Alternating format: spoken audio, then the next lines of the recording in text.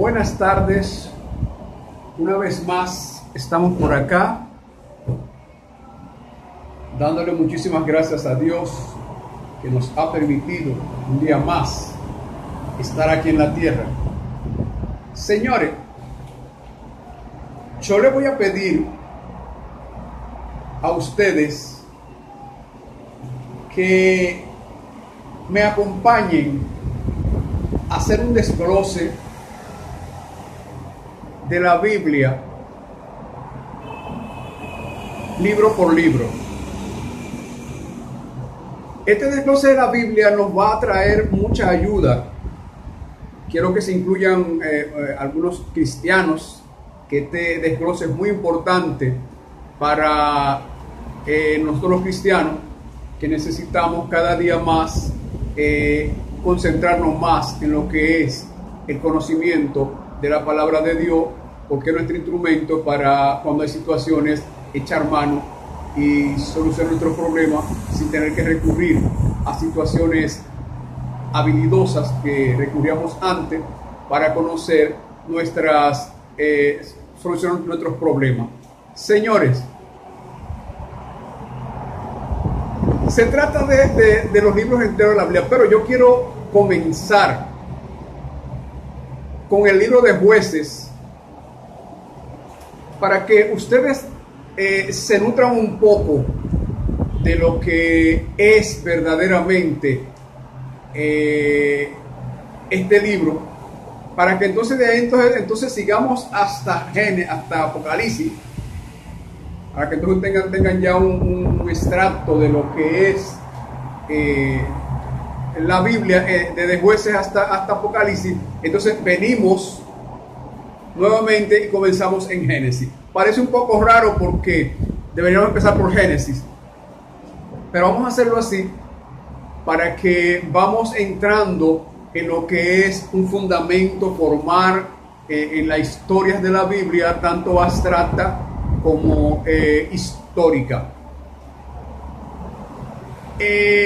Lamentablemente, nosotros los seres humanos, antes y después de ser cristianos, hemos cometido muchos errores en cuanto a lo que es la interpretación de la Biblia, y a veces pensamos que estamos haciendo las cosas bien, y no es porque no queremos hacerla bien, sino porque a veces estamos equivocados y debemos de profundizarnos en lo que son los estudios bíblicos para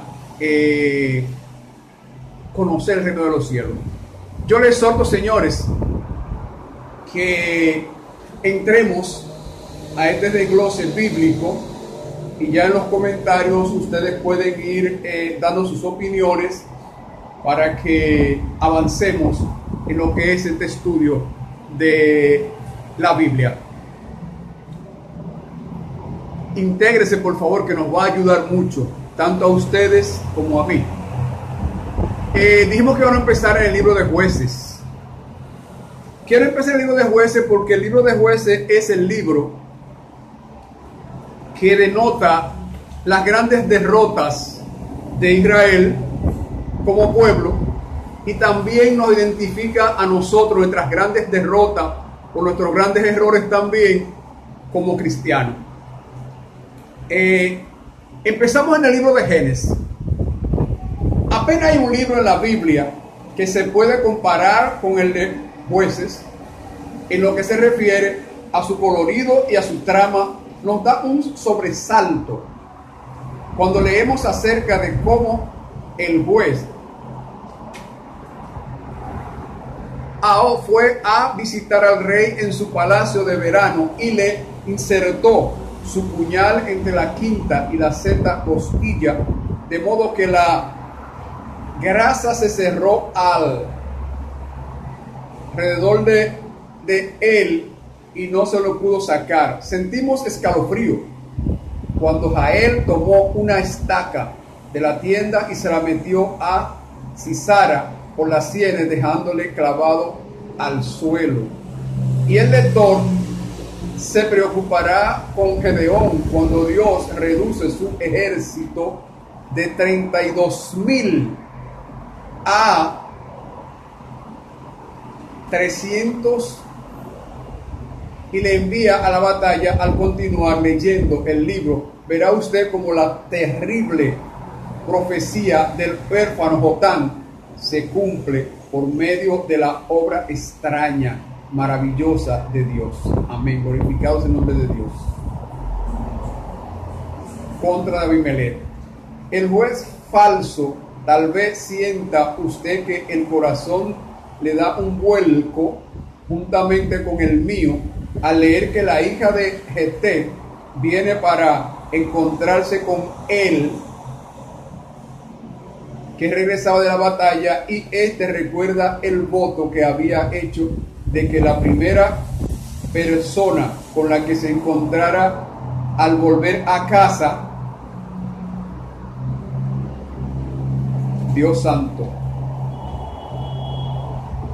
la sacrificaría a Dios, y tuvo que cumplir esa promesa. Posiblemente comparta usted la gloria de Sansón, que hizo estrago entre los filisteos con esta tremenda fuerza que le había dado Dios, al mismo tiempo que se asombrará de su insensata ingenuidad al permitir que una muchacha filistea le sacase el secreto de su fuerza, de su corazón, y acabase por destruirle. No hay duda de que se sentirá usted asqueado por la perversión benjamínita que marca el que es posiblemente el más oscuro de todos los capítulos en la historia de Israel. Esta es la introducción que tenemos en el libro de Jueces, para entonces ir haciendo un desglose parte por parte. Es por no decir otra cosa que un libro sumamente interesante de leer, pero es una perspectiva más amplia. Es esencialmente la historia de una nación que se deteriora, y como tal es una imagen del deterioro que también se produce en la vida cristiana. Una cosa real esa. Interesante, tanto del libro de Josué como el de Jueces, es que los dos tienen lugar en la tierra de Canaán, a la luz de la revelación del Nuevo Testamento, que ha llegado hasta nosotros. Todas estas cosas, aunque son relatos buena fuente acerca de la historia misma, sirven sin embargo a un propósito dual, como imágenes de los encuentros espirituales que habremos de tener. Estas cosas, como dice el apóstol Pablo, están escritas para amonestarnos a nosotros. Primera de Corintios 10:11. Dios repasa en nuestras vidas las circunstancias mismas, las batallas y los conflictos, por lo que vemos que tiene que pasar el pueblo de Israel. En el libro de Josué, la tierra de Canaán es la imagen de la vida plena del Espíritu. La tierra significa la comprensión y la aplicación de los principios de la victoria sobre el pecado, hecha posible gracias a la vida resucitada del Señor, que mora en nosotros. Todo el propósito de Dios para el creyente es sacarle de Egipto, del mundo de sus costumbres, de las situaciones de esclavitud y de las que le atan, haciéndole pasar por el desierto con toda su derrota, su aridez y disfrute incompleto de los recursos de Dios, para llevarle a la tierra de promoción, victoria, de provisión. Esto es algo que se destaca claramente en el libro de Jueces, mientras que Jueces es el libro de la victoria bajo Josué, que significa Jesús. Fue posible una victoria consistente cuando los israelitas le obedecieron fielmente. El libro de Jueces es un libro de derrota y de fracaso. Es el primero en una serie de libros en los que aparecen advertencias, señales de peligro y los riesgos que se encuentran en el camino del creyente. El patrón de la derrota que se describe en el libro de Jueces se nos presenta una y otra vez a nosotros como cristianos en los tiempos de hoy. El principio que siempre representó la derrota en la vida de la nación de Israel se menciona en últimos versículos del libro. Si se pierde usted, eso se habrá perdido la clave de este libro. En aquellos días no había rey en Israel y cada cual hacía lo que le parecía. O sea, cada cual hacía lo que le parecía bien, lo que quería que estaba haciendo bien. No porque lo quería hacer mal, sino porque le parecía que era bien. Pero mire entonces qué dice. Fíjese que no dice cada uno hacía lo que le parecía mal. Aquellas personas no estaban intentando hacer el mal.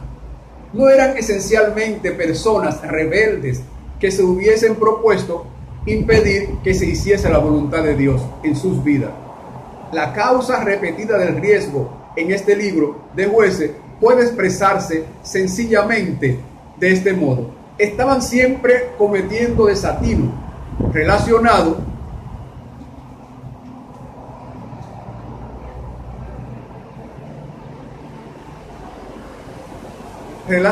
con lo sagrado, es decir, cometían errores siempre con la mejor de las intenciones, cuando lo que pretendían era hacer el bien, pero acababan haciendo el mal, no porque querían hacerlo, sino por la ignorancia y la falta de conocimiento.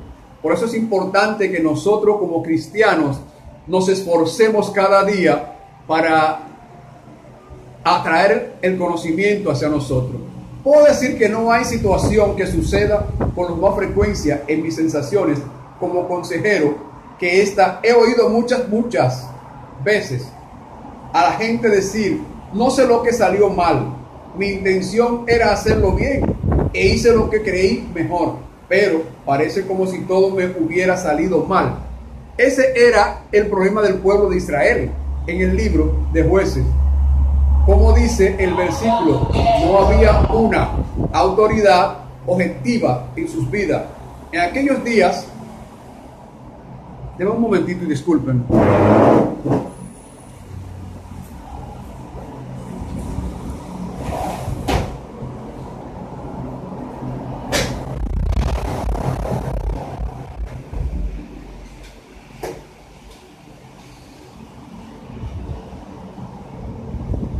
Estamos de regreso.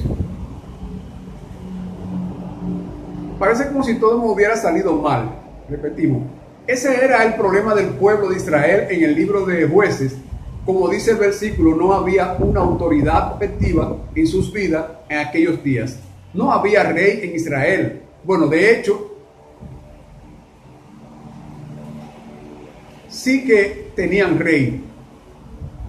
Jehová era su rey, pero no le tomaron en serio. Y cuando no lo hicieron, no tuvieron otra cosa que hacer que tomarse a ellos mismos en serio. De modo que hicieron lo que consideraron que estaba bien, guiados por su conciencia, realizando un sincero esfuerzo por hacer lo que estaba bien, pero acababan siempre cometiendo la misma pata. Esas cosas nos pasan a nosotros hoy en día, lamentablemente. En los dos primeros capítulos del libro vemos cómo se establece un patrón de derrota que se repetirá una y otra vez en ciclos tras otro de frustración. Cada vez que Dios con su gracia libera a su pueblo, este vuelve a meterse en otro círculo de derrota. Comienza en el primer capítulo. Tampoco Manasés expulsó a los de Bet-Sean. 1:27 de Jueces. La desalentadora historia de derrota que nos cuenta el libro de Jueces es algo que también sucede en la tierra, que es sencillamente una indicación de que la victoria en la vida del cristiano no es algo automático. El hecho de que conozca usted las grandes verdades acerca de la liberación gracias al Cristo resucitado, no significa que las disfrute automáticamente. Y este es uno de los mayores problemas con los que tienen que luchar los cristianos los cristianos, están convencidos de que debido a que ha llegado a un punto en el que entienden, tal vez por primera vez, las grandes verdades liberadoras de Romanos, de los capítulos 6 al 8, que estas verdades funcionarán automáticamente en sus vidas, pero se llevan una gran sorpresa al descubrir que, a pesar de que conocen la verdad, no es muy visible en su experiencia. Puede haber una gran distancia entre lo que sabemos y lo que de hecho experimentamos. Esa es la verdadera libertad de la que hablamos siempre y de la que debemos vivir día tras día. La tierra de Manasés no obedeció a Dios cuando Él les mandó, al llegar a la tierra, que expulsasen a todas las tribus de los cananeos. Leamos lo que dicen los versículos 29 y 30 de Jueces. Tampoco Efraín expulsó al cananeo que habitaba en Gezer, sino dejó que el cananeo habitara en medio de ellos. Tampoco Zabulón expulsó a los que habitaban en Quitrón, ni a los que habitaban en Naal, sino que el cananeo habitó en medio de él. Nuevamente se nos dice en el versículo 31, tampoco Aser expulsó a los que habitaban en Jacob, ni a los que vivían en Sidón, ni a los habitantes de otros pueblos. Vea lo que dice el versículo 33, refiriéndose a Netalí. Tampoco Netalí expulsó a los que vivían en Bet-Semes, ni a los de Bet-Aná. Los amorreos empujaron a los hijos de Dan, haciéndole que se retrocediesen hasta el territorio montañoso, no permitiéndole que descendiesen a la planicie. Eso no fue más que el principio de la historia de la derrota de Israel. No se tomaron a Dios en serio con respecto al peligro que representaban para ellos, sino que habitaron entre ellos. Dios les había dicho, sin embargo, que deberían expulsar cada uno de los habitantes de estos pueblos cananeos. No debían mezclarse con ellos, ni tener nada que ver con ellos, ni debían casarse con ellos, ni asociarse con ellos. Pero cuando Israel entró en alguno de estos pueblos, en lugar de entablar un conflicto armado contra ellos, entraron e investigaron las ciudades, y lo que vieron les pareció un tanto buen parecido. Los pueblos no les parecían especialmente peligrosos, y las personas parecían buena gente, de modo que dijeron, dejaremos que permanezcan en este pueblo y construiremos otra ciudad aquí cerca. Permitieron a estas tribus quedarse con sus pueblos entre los pueblos y las ciudades de Israel, y se conformaron con algo que no era la victoria total. ¿Ha hecho usted eso alguna vez? Como cristiano, ¿se ha sentido satisfecho en su vida con algo que no fuese la victoria total? ¿Ha dejado usted, por ejemplo, de fumar, de beber, de ponerse calcetines para dormir, o cualquier de esas horribles costumbres que tenía antes de ser cristiano? Pero cuando se trataba de cosas como un mal genio espantoso, o la preocupación, o la confianza en sí mismo, o el orgullo, se ha dicho a sí mismo, bueno, la verdad es que he mejorado tanto en lo que acostumbraba a hacer, que en comparación estas no son más que cosas triviales. Sin duda Dios no se va a meter conmigo por estas cosas, y permite usted que esas cosas sigan existiendo en su vida, erigiendo defensas y protegiéndola con excusas como después de todo soy irlandés, o solo soy un humano, o toda mi familia lo hace. Es mi manera de ser y tendréis que aceptarme de este modo. Se está usted conformando con menos que la victoria total. Echemos un vistazo al próximo paso en este proceso, en el capítulo 2. Nos encontramos con la gracia de Dios al advertirle acerca de los resultados de esta práctica deshonesta de la que ya hablamos. El ángel de Jehová subió de Gilgal a Boquín y dijo: yo os saqué de Egipto y os he traído a la tierra que prometí a vuestros padres. Cuando les dije: no invalidaré jamás mi pacto con vosotros, con tal que no hagáis pacto con los habitantes de esta tierra, cuyos altares debéis derribar. Pero vosotros atendisteis a mi voz. Claro que no. Jueces 2:1 al 2. Dios le advierte, continúa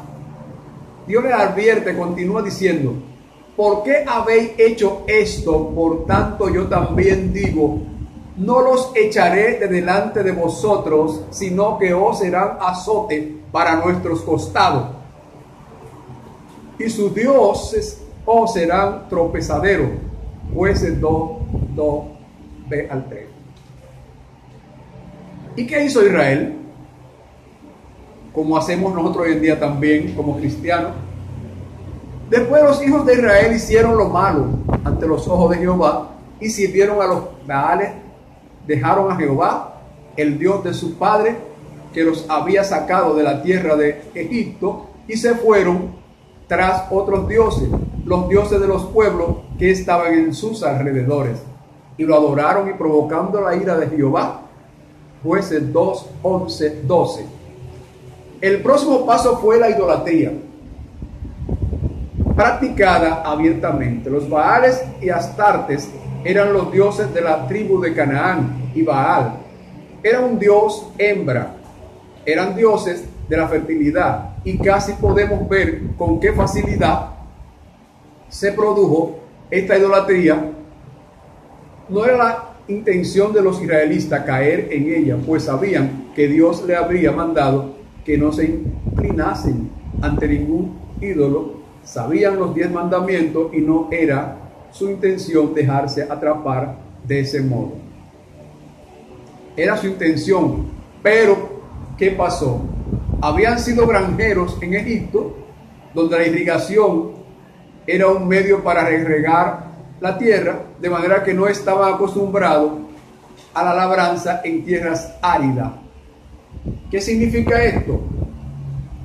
En su trabajo en agriculturas en Israel, como obrero, en Egipto, no tuvieron la necesidad de bregar con tierras resecas, sino tierra irrigada por canales. Ustedes saben que aquí en República Dominicana, en los tiempos de Balaguer, Azua era una provincia que era bien árida o bien seca por falta de agua, y Balaguer, y tenía poca producción por eso, y Balaguer creó presas y para irrigar la tierra de Azua, que hoy produce muchos frutos, como ustedes saben, buenos plátanos, tomate, lechuga, banana, ¿cómo llama esto? Melón, sandía, bueno, de todo. Eso pasaba en Egipto porque la tierra era irrigada. Pero al llegar Israel allí, a la tierra de Canaán, no conocía el trabajo que había que hacer para que la producción fuera buena en una tierra árida. Pero sí lo sabían los que ya vivían en esos pueblos y sabían cómo trabajarla. Entonces, ¿qué acontece? Sigamos viendo acá.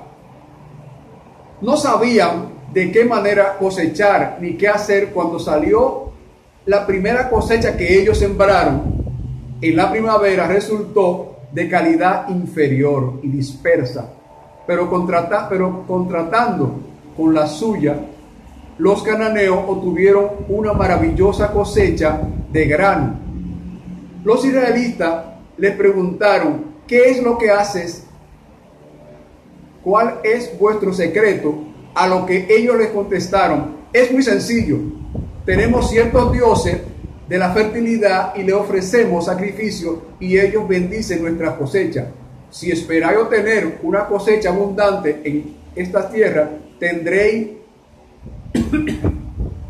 tendrán que amoldar, o sea, seguirnos a nosotros, aprender de nosotros, mejor dicho, a nuestra manera.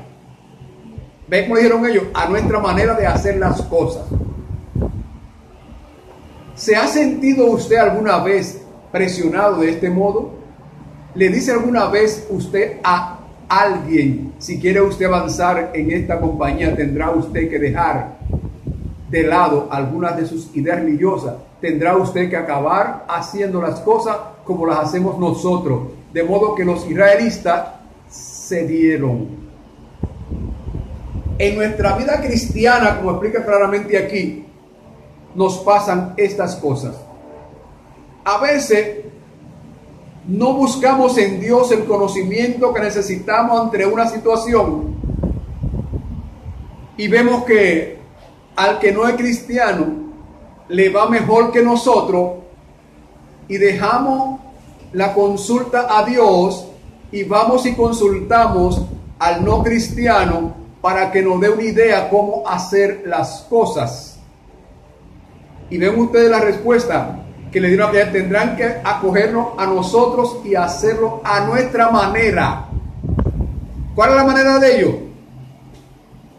De adorar imágenes a dioses que no eran el Dios de Israel. Y entonces Israel cedió. Cedió a la petición porque quería buenas cosechas y no confió en Dios. Hay muchas veces que nosotros no nos tomamos en serio a Dios ante nuestras situaciones. Porque déjeme decirle algo. Cuando no hay situación en nuestra vida, todo marcha bien. Súper bien. Yo recuerdo que siempre he hablado de la paz de los perros. Y nosotros nos comportamos como los perros muchas veces cuando no hay situación. Los mejores vecinos, los mejores amigos, y todo va muy bien y todo va en paz. Pero el perro, termina la paz del perro cuando el perro dos perros encuentran un solo hueso y no se puede compartir. O es tuyo o es mío. Se acabó la paz y la alegría y se empieza a pelar los dientes. O hay batalla o el hueso es mío. Nosotros los cristianos, los seres humanos, incluyéndonos a todos, cristianos y no cristianos, cuando no hay una situación, pues todo va bien.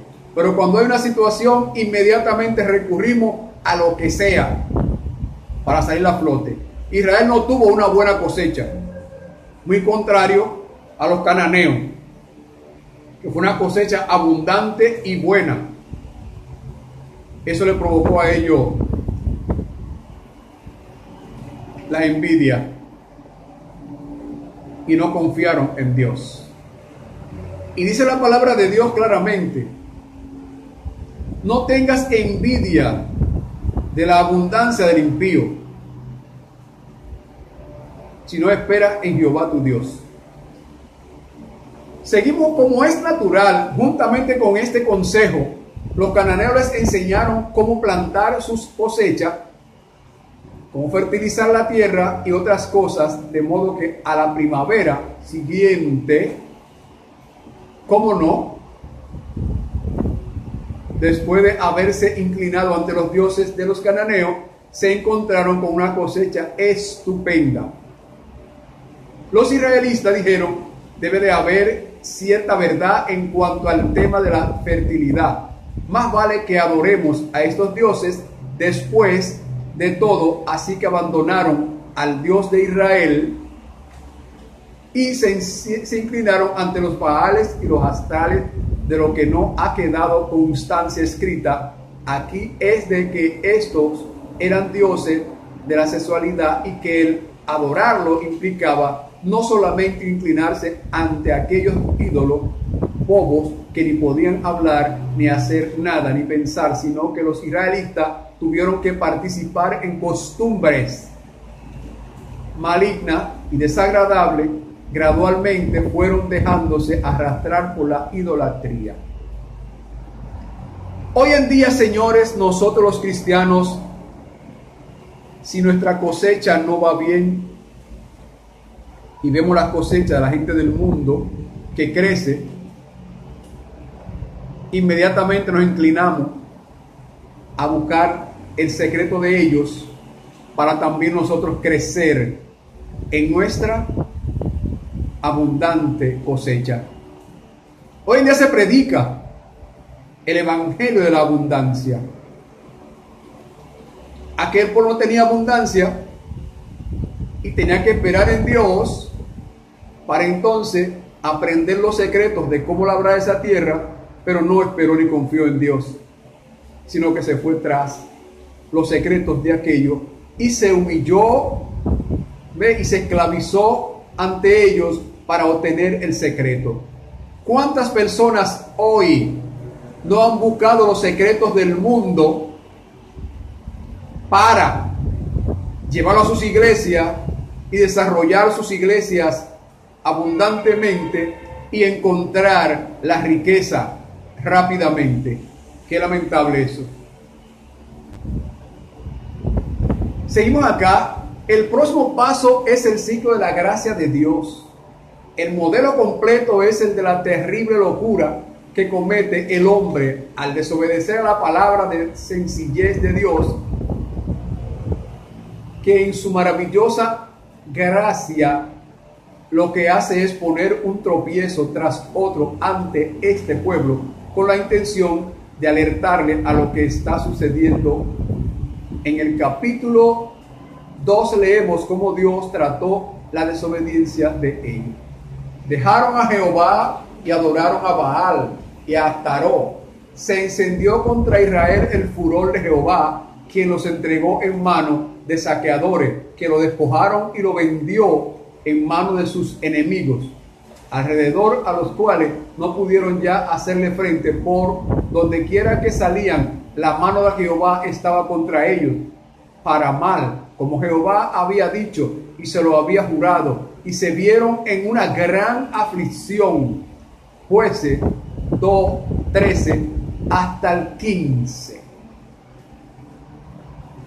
A veces decimos que Satanás no está haciendo la guerra.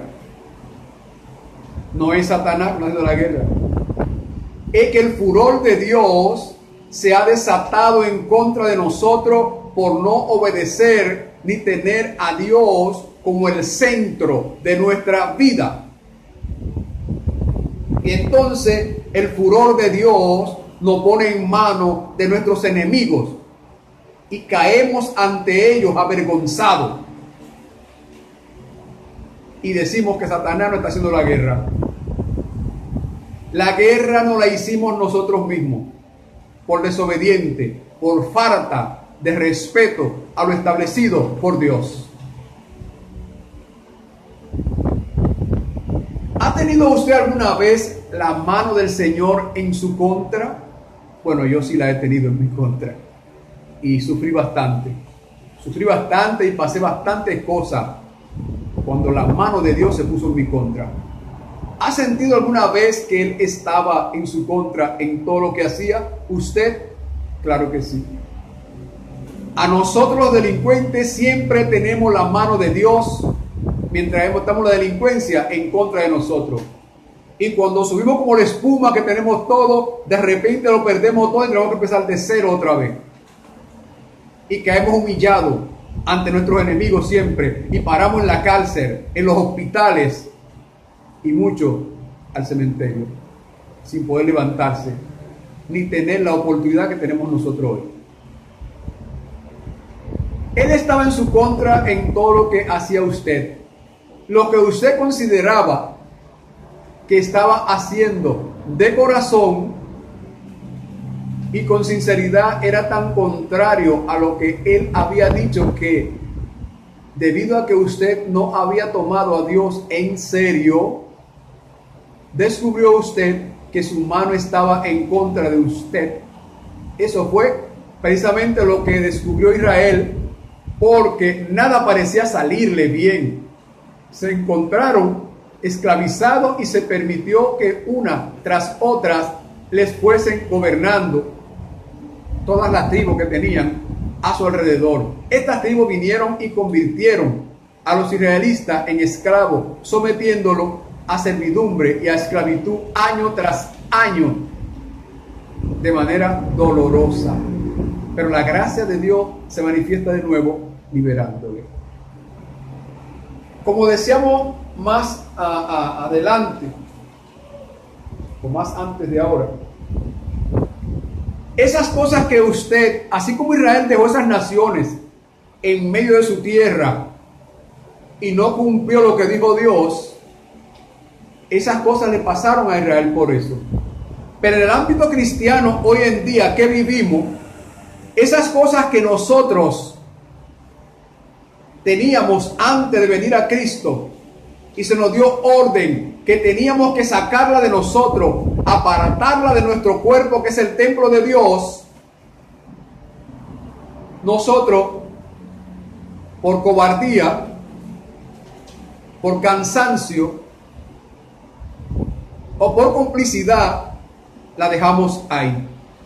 Ahí dejamos guardada la violencia, ahí dejamos guardado el odio, dejamos guardado el rencor, ahí dejamos guardado todos los instintos negativos en contra de lo establecido por Dios, que al venir a Cristo se nos dijo, tiene que enfrentarlo con una batalla, con mucho esfuerzo y mucha valentía y sacarlo de ti. No lo dejamos ahí y empezamos a decir, como dice el durante el estudio, no, yo soy así, yo nací así, ya eso no lo va a molestar, yo soy cristiano ya, yo vine a Jesús, me bauticé, soy pastor, soy evangelista, ya eso no, Dios no va a dar mente a eso ya. No es así. Porque Dios sí le dio mente.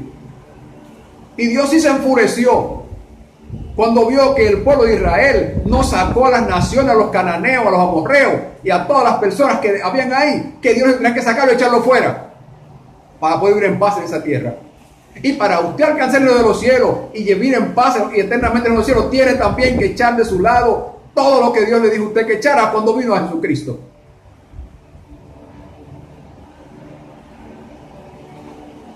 Seguimos adelante con el desglose del libro de Jueces. Jehová levantó jueces que los librasen de mano de quienes los despojaban, pero tampoco oyeron a sus jueces, sino que fueron tras dioses ajenos, a los cuales adoraron, se apartaron pronto del camino en que anduvieron sus padres, que obedecían a los mandamientos de Jehová. Ellos no lo hicieron así. Cuando Jehová le levantaba jueces, Jehová estaba con el juez y los libraba de mano de sus enemigos. Mientras vivía aquel juez, dice, mientras vivía aquel juez, todo iba bien. Jueces 2, 16 al 18a. Por eso, por lo que este libro se llama Jueces, y esta historia se repite una y otra vez, Dios levantó a Otoniel, luego a Og y a Sangar, juez tras juez, hasta que llegamos a Sansón, el último juez, un total de 12 jueces, todos ellos representando la gracia interventora de Dios, intentando alejar al pueblo de la locura, de su propia insensatez, desobediencia. Dios intervendrá continuamente una y otra vez en nuestras vidas para apartarnos de la locura, de no tomarle en serio en lo que se refiere a los enemigos que nos afligen. Cristianos, tenemos que tomarnos a Dios en serio hoy en día, como debió tomarlo Israel también en aquellos tiempos, para llevar hasta la tumba nuestra batalla y pasar a la vida eterna conjuntamente con nuestro Rey Jesucristo. Como debió Israel compartir en aquella tierra unido hasta los días de hoy. Mas sin embargo, desde aquellos tiempos hasta los tiempos de hoy, Israel no ha podido echar fuera a sus enemigos, porque Israel ha intentado desde aquellos días hasta el día de hoy de echar fuera a sus enemigos con sus armamentos, con sus misiles, con sus granadas, con sus lanzamisil. Quiero decirle que hoy Israel es uno de los pueblos pequeños que tiene mejor conocimiento de fabricación de todos los mejores armamentos.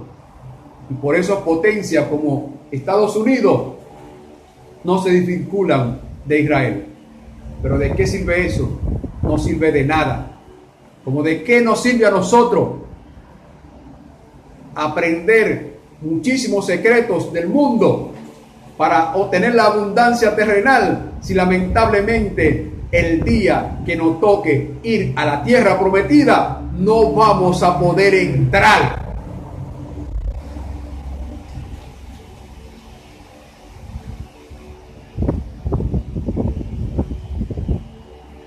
La revelación acerca de la continua insensatez del hombre se ve al continuar en el capítulo 2 de Jueces.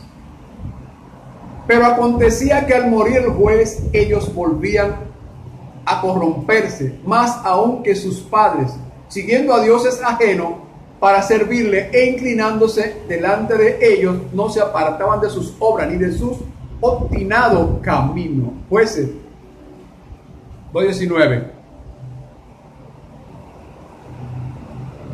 El resultado absoluto del libro de los Jueces no es otra cosa que un relato del continuo deterioro de Israel. Veamos lo que dice el primer versículo, en el que Israel está exclamando: ¿quién de nosotros subirá primero a pelear contra los cananeos? Jehová respondió: Judá subirá. Jueces 1-2.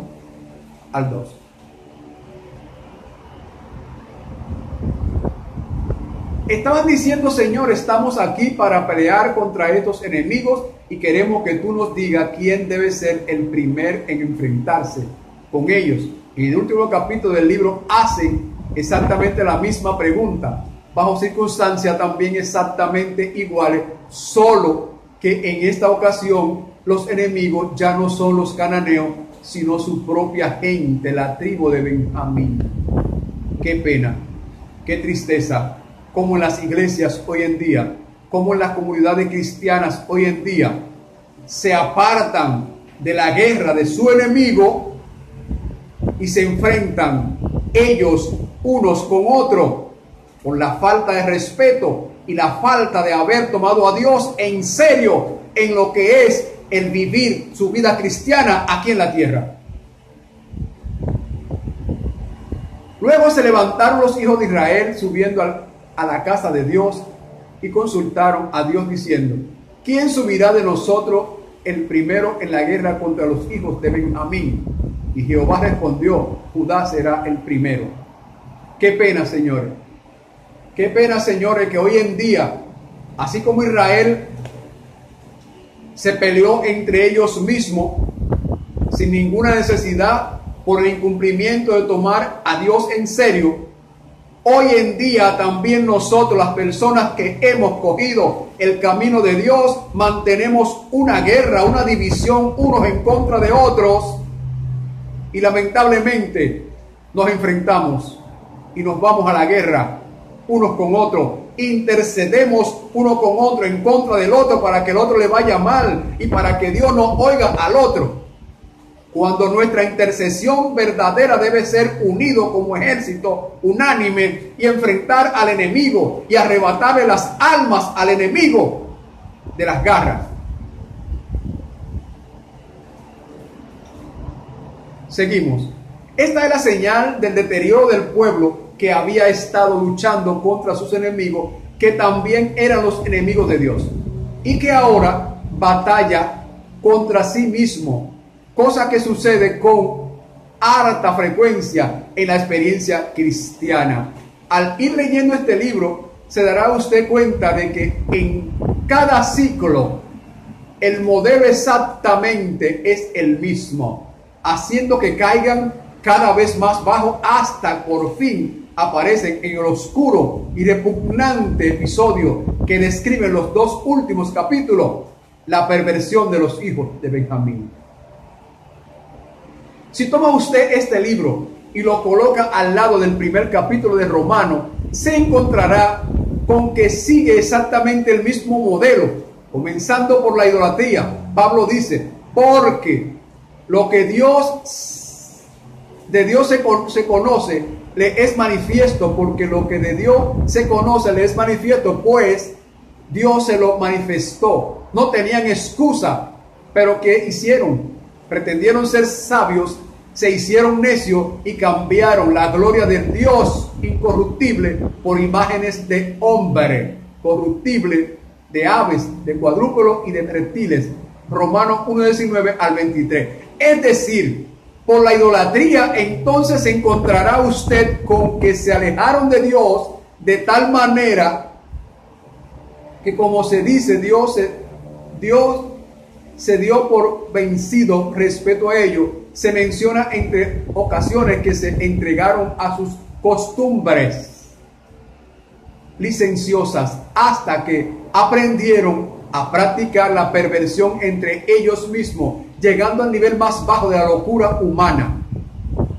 Por lo tanto, la gran lección que enseña este libro es que debemos tomarnos a Dios en serio cuando nos habla acerca del enemigo. Jesucristo ha venido para salvarnos de nuestros pecados, no para que nos conformemos y vivamos siempre sumidos en el pecado. Ha venido para alejar el pecado de nosotros y para separarnos a nosotros de dicho pecado. Si no tomamos a Dios en serio con respecto a estas cosas, a los que llamamos triviales, sufriremos las inevitables consecuencias, dando un paso tras otro, alejándonos de la intervención de la gracia de Dios, siguiendo un camino que nos lleva finalmente al colapso moral. Creo que esa es la respuesta a ese colapso repentino que se produce en la vida de aquellos hombres y mujeres que aparentemente han sido dirigentes destacados de Dios y que presentan, al menos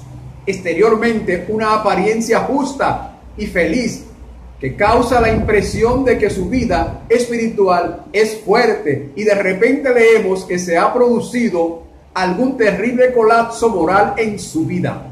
¿Qué ha sucedido? Que se ha producido un deterioro interior siguiendo exactamente el mismo modelo del libro de Jueces. Creo que no hay ni uno solo de nosotros que no se esté preguntando lo que yo pregunto. ¿Me está sucediendo eso a mí? ¿Me estoy engañando a mí mismo? Seguro que hay algún aspecto de mi vida acerca del cual estoy diciendo: mira, Señor, esto no es muy importante porque me molesta con el tema de mi espíritu.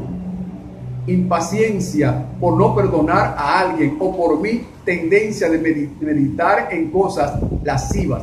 O decimos, ¿por qué te metes conmigo? Por confiar en mi propia habilidad para hacer algo. Después de todo, hay muchos cristianos a los que bendices con esa clase de espíritu. Esto no es muy importante, ¿verdad, Señor? Si es así, si es esa mi actitud, me estoy exponiendo al peligro. Descubriré que a menos que preste atención a la gracia de Dios que interviene a mi favor, y a menos que escuche a su voz que me está advirtiendo, descubriré antes o después, como sucedió en Jueces, que mi vida es una ruina moral. No importa el rango que tenga en la iglesia. Mi esperanza es que al leer este libro, total y como Dios quiso que lo hiciésemos, nos veamos a nosotros mismos reflejados en Él. Pero permítame que les recuerde también que nuestro próximo libro es el de Ruth. Este es uno de los libros más hermosos de la Biblia y aconteció durante el mismo periodo que el de los Jueces. Oremos. Padre, te doy gracias por tu fidelidad para con nosotros. Señor, cuán abundante es tu gracia, cuán infinita tu paciencia, cuánto tiempo demora y nos advierte cómo nos suplicas y exhortas e intentas que hagamos muchas otras marcha atrás. Qué maravillosa es tu gracia salvadora, que nos envía al Salvador una y otra vez a nuestra vida para restaurarnos y para traernos de vuelta. Señor, te pedimos que nos ayude a obedecer su voz al bendito que ha venido a nuestros corazones y a nuestras vidas para redimirnos, para salvarnos y para liberarnos. Ayúdanos a caminar con Él, a que conozcamos la gloria de una vida de victoria, para que podamos decir con Él, apóstol Pablo, pero gracias a Dios que nos lleva siempre en triunfo en Cristo Jesús y que por medio de nosotros manifiesta en todo lugar el olor de su conocimiento. Segunda de Corintios 2:14, en el nombre de Jesús. Amén. El próximo libro que vamos a desglosar es el libro de Ruth. Espero que hayamos entendido bien este desglose de este libro y que le demos gracias a Dios por que han llegado a nosotros estos conocimientos. Gracias a ustedes por permitirnos entrar a sus hogares como cada día nos lo permiten, y que estas meditaciones espirituales nos sirvan a nosotros de mucho para seguir nuestra vida hacia adelante. Señores, muchísimas gracias y hasta un nuevo comentario. Quiero darle un saludo especial a un profesor y a su esposa, abogada también. Quiero saludar a Darwin, profesor de docencia en las escuelas, y a su esposa también en este día. Señora, muchísimas gracias por todo y hasta un nuevo comentario.